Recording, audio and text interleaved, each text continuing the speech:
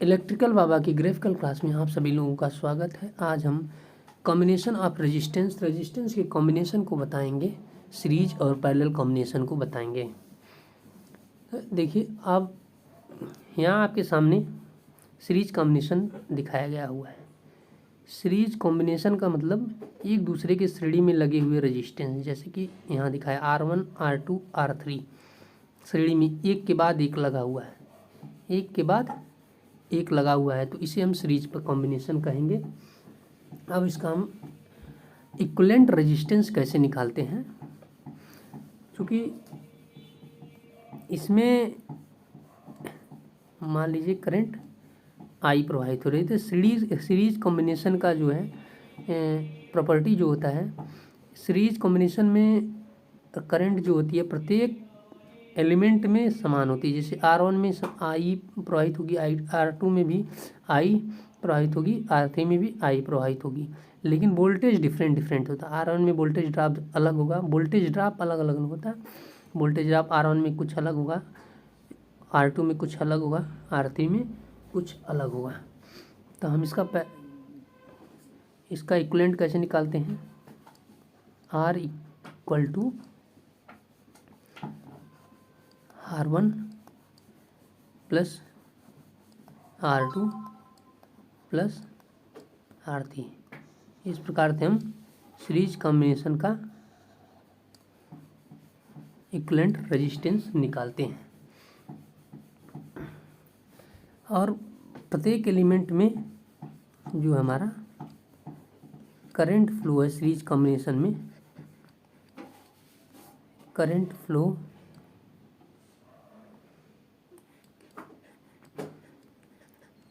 वो सेम रहेगा, current flow same रहेगा।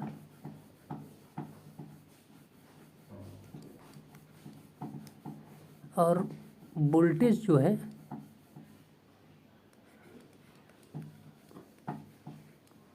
वो रहेगा डिवाइडेड सभी।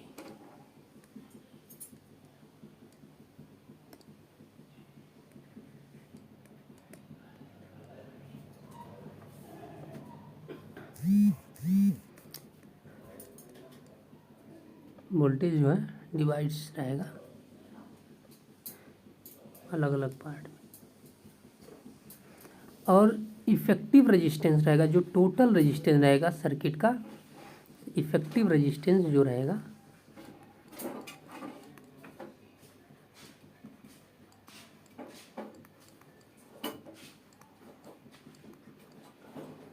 वो इंक्रीज रहेगा, मतलब बढ़ा हुआ रहेगा। ये क्या होगा?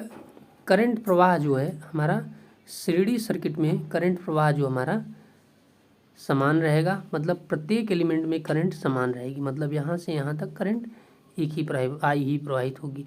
अब वोल्टेज जो है अलग अलग रहेगा। वोल्टेज मतलब अगर यहाँ V1 है, वोल्टेज जो है वोल्टेज इक्विवेलेंट वोल्टेज का डिवाइडेड रहेगा, V2 हो जाएगा, यहाँ V3 हो जाएगा। और इफेक्टिव रेजिस्टेंस जो है बढ़ेगा। ये इन तीनों रेजिस्टेंस के योग के बराबर इक्विवेलेंट रेजिस्टेंस इसका होगा, इस सर्किट का इक्विवेलेंट रेजिस्टेंस होगा।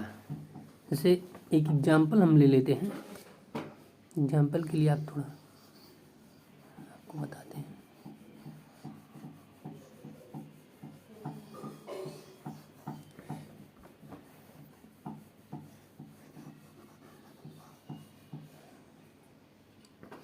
चलिए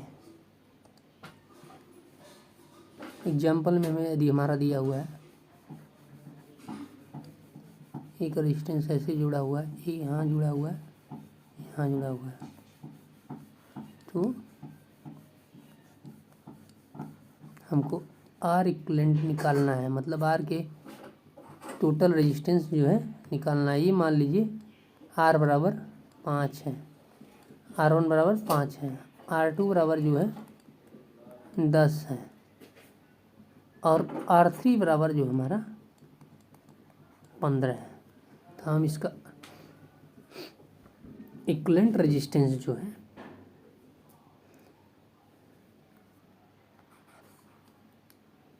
इक्विवेलेंट रेजिस्टेंस जब निकालना बराबर टोटल रेजिस्टेंस जब निकालना होगा तो हम क्या करेंगे, R equal to R1 plus R2 plus R3 करेंगे। तो R1 का वैल्यू कितना है 5 प्लस R2 की वैल्यू 10 प्लस R3 की वैल्यू 15 है। तो हम इस प्रकार से लिख लेंगे 5 10 15 15 15 30, टोटल रेजिस्टेंस आ जाएगा 30। इसका मात्रक जो होता है ओम होता है। तो हम लिख देंगे R इक्वल टू 30 ओम। इस प्रकार से हमारा रेजिस्टेंस प्राप्त हो जाएगा, टोटल रेजिस्टेंस प्राप्त हो जाएगा। इसकी एक और प्रॉपर्टी होती है, इसका टोटल रेजिस्टेंस जो होता है सबसे सर्किट में सबसे बड़े रेजिस्टेंस से भी बड़ा होता है। टोटल रेजिस्टेंस जो होता है, मान लीजिए हमारा सबसे बड़ा रेजिस्टेंस है 15 है, इसमें दिया हुआ है सर्किट में 15, तो इसका टोटल रेजिस्टेंस इस 15 से हमेशा अधिक रहेगा। ठीक, मतलब R टोटल हमेशा रहेगा दिए गए रेजिस्टेंस से, सर्किट में दिए गए रेजिस्टेंस से हमेशा बड़ा रहेगा। कभी कभी क्वेश्चन में ये पूछ भी सकता है। हमारा ये हो गया सीरीज कॉम्बिनेशन। हम लेते हैं सब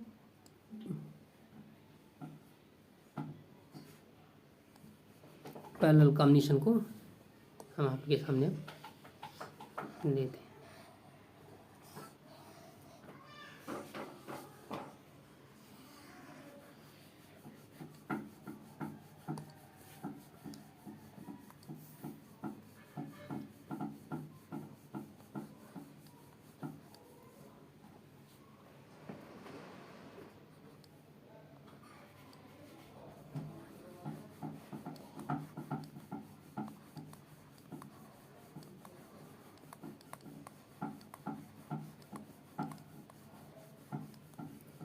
पैरेलल कॉम्बिनेशन,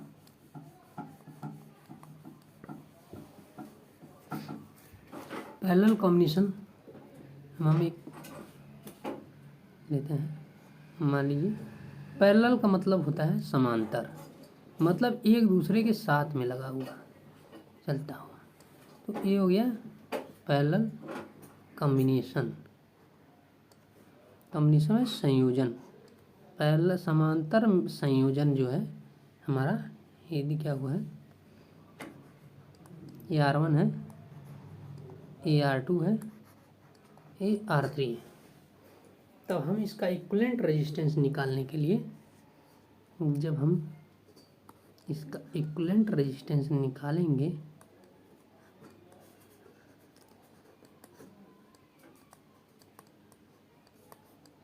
इक्विवेलेंट रेजिस्टेंस निकालेंगे तो इसके लिए हम फार्मूला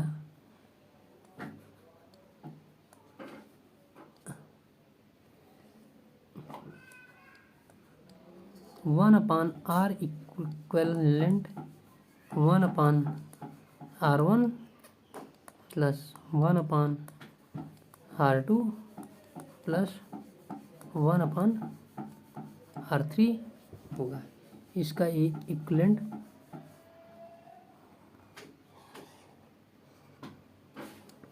रेजिस्टेंस होगा।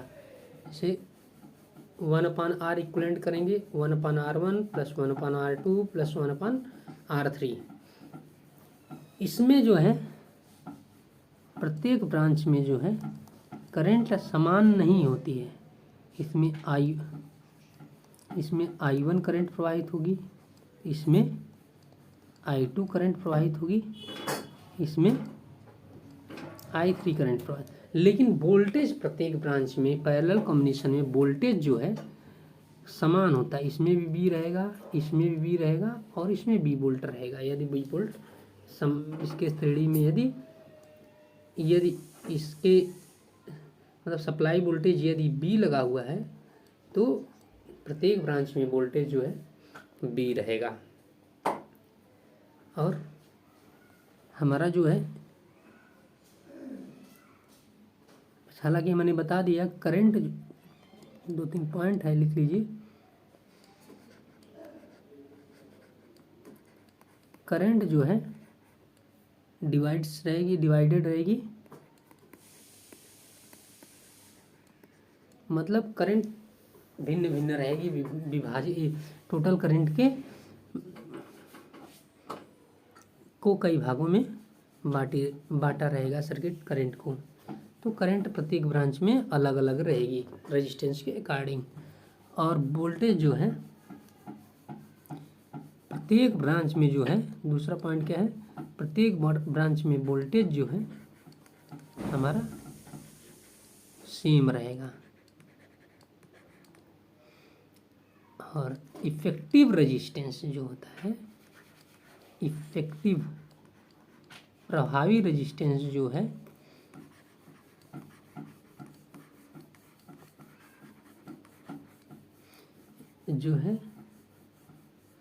मतलब घटता है। मतलब इस जो टोटल रेजिस्टेंस जो हमारा रहेगा, टोटल रेजिस्टेंस जो रहेगा वो हमारे मिनिमम रेजिस्टेंस, टोटल रेजिस्टेंस जो रहेगा हमारा मिनिमम आर,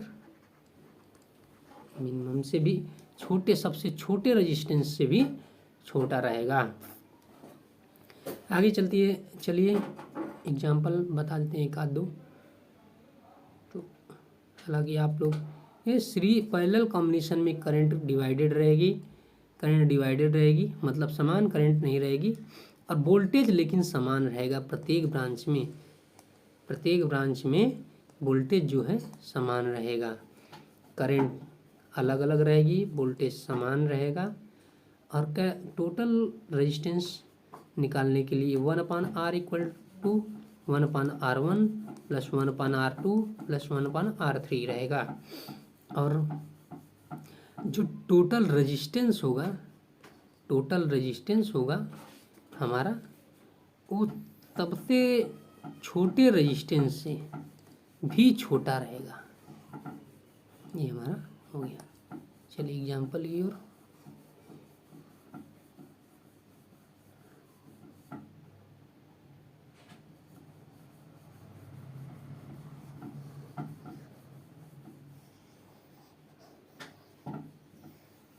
हमने आपको जितने भी फैक्ट बताए हैं बहुत ही इम्पोर्टेंट है, तो हम चलिए एग्जाम्पल बताते हैं इसके बारे में।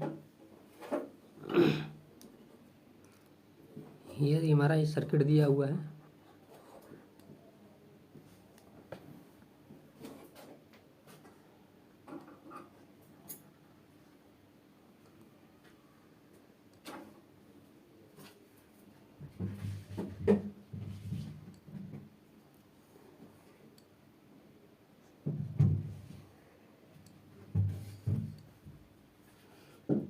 ये अब इसका मेरे को टोटल रेजिस्टेंस निकालना है। तो और इसमें यदि मान लेते हैं कि वोल्टेज V भी दिया हुआ है, समझने के लिए हम लेते हैं, यदि V वोल्टेज सप्लाई दी गई हो, यदि यहाँ 5 ओम का रेजिस्टेंस लगा हो, यहाँ 10 ओम का रेजिस्टेंस लगा हो, यहाँ 15 ओम का रेजिस्टेंस लगा हो, तो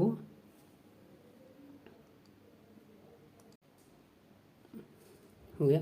तब हमारा यदि सप्लाई वोल्टेज जो B दिया हुआ है, या फिर इसके क्रॉस वोल्टेज जो B दिया हुआ है इस सर्किट के, तो हमारे पहले ब्रांच में V वोल्टेज हो जाएगा, दूसरे ब्रांच में V हो जाएगा, तीसरे ब्रांच में भी V हो जाएगा। और हमारी करंट जो हो जाएगी, यदि मान लीजिए यहाँ I करंट प्रवाहित हो रही है, तो करंट डिवाइडेड हो जाएगी इसके बराबर में।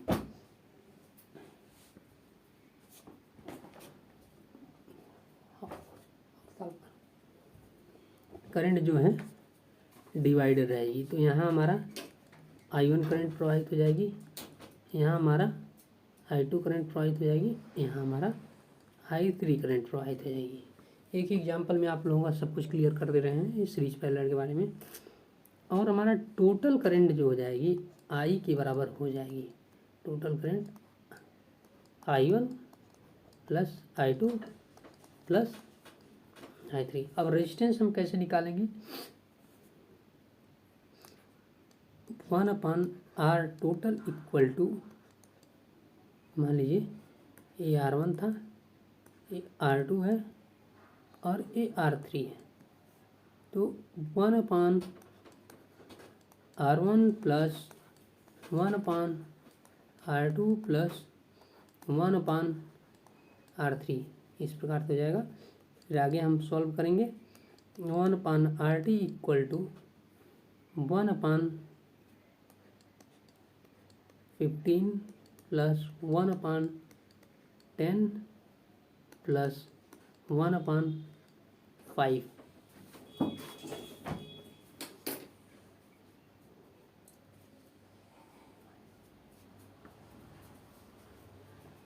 तो हमारा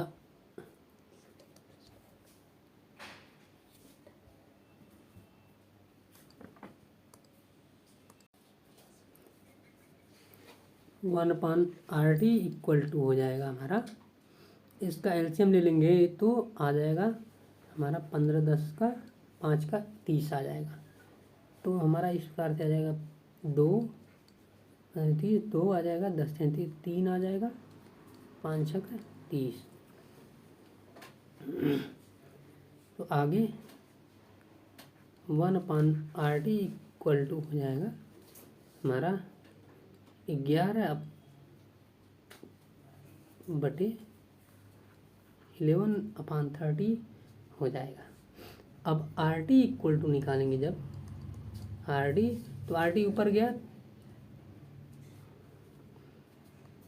तो हमारा हो जाएगा 30/11। इस प्रकार से हमारा RT इक्वल टू आ जाएगा 2.72 ओम। इस प्रकार से हमारा पैरेलल और सीरीज पैरेलल कॉम्बिनेशन ये हमारा हो जाएगा आंसर। तो हमारा क्वेश्चन में क्या पूछ सकता है, पैरेलल कॉम्बिनेशन में करंट जो होता है डिवाइडेड होता है, वोल्टेज समान होता है, करंट डिवाइडेड होता है, वोल्टेज समान होता है, ये आप लोग ध्यान रखिएगा। और टोटल रेजिस्टेंस जो हमने देखा, चूँकि बताया आप लोगों को एक फैक्ट में, प्रॉपर्टी में उसके बताया था पीछे, तो टोटल रेजिस्टेंस देखिए कितना है, 2.72 आया है। मतलब सबसे छोटा रेजिस्टेंस हमारा 5 ओम है, 5 ओम से भी छोटा रेजिस्टेंस हमारा प्राप्त हुआ है। हमने बताया भी था पैरेलल रेजिस्टेंस में टोटल रेजिस्टेंस सबसे छोटे रेजिस्टेंस से छोटा प्राप्त होता है, तथा सीरीज कॉम्बिनेशन में टोटल रेजिस्टेंस जो होता है सबसे बड़े रेजिस्टेंस से अधिक प्राप्त होता है। ठीक है, आज के लिए यहाँ इतना ही। हमारे चैनल को यदि आप सब्सक्राइब नहीं किए तो सब्सक्राइब कर दीजिए, लाइक कर दीजिए और शेयर करना ना भूलिएगा। और चूँकि ये चैनल नया है तो आप इसे ज़्यादा से ज़्यादा सब्सक्राइब करें, ज़्यादा से ज़्यादा शेयर करेंगे तो ज़्यादा से ज़्यादा लोगों तक वीडियो पहुंचेगी। और हम पूरा सिलेबस ITI का पूरा सिलेबस इस वीडियो में आप लोगों को पढ़ाएंगे, और इसमें छोटी छोटी बातों को भी हम बताते रहेंगे।